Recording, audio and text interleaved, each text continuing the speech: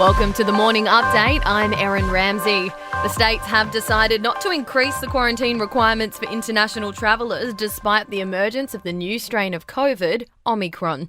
At the moment, they're required to quarantine for 72 hours once they land here. The Prime Minister is assuring us that lockdowns won't be brought back. Up to 14 venues in New South Wales have now been listed as close contact venues after a sixth person tested positive to the new strain in Australia after arriving in Sydney from Southern Africa. Meantime, the new Omicron variant is causing chaos for universities. Australia was due to reopen to international skilled workers and students from today. That's now been delayed until at least December 15. University of Melbourne's Professor Michael Wesley says it's left nearly 20,000 overseas students in limbo. They're confused, they're wondering, they're uncertain about what all of this means. Barbados has officially become the world's newest republic. After 400 years, the English monarch has been removed as the head of state.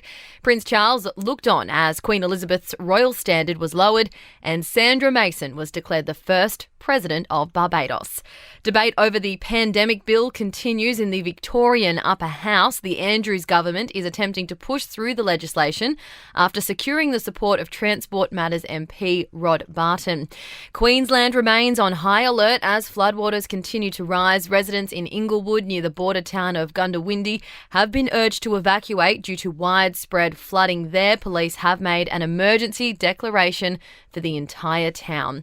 And a long-time pilot of Jeffrey Epstein says his passengers included Donald Trump, Bill Clinton, Prince Andrew and Kevin Spacey.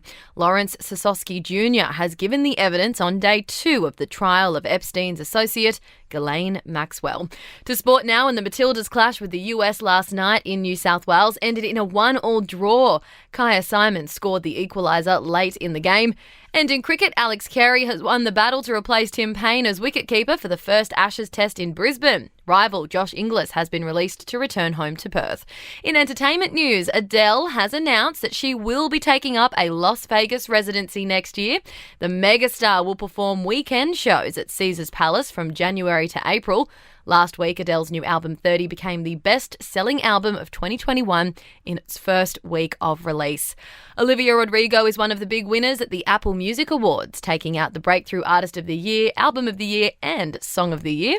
And one of the first orders of business in Barbados, becoming a republic, was crowning Rihanna as an official national hero. She's just the 11th Barbadian in history to receive the honour.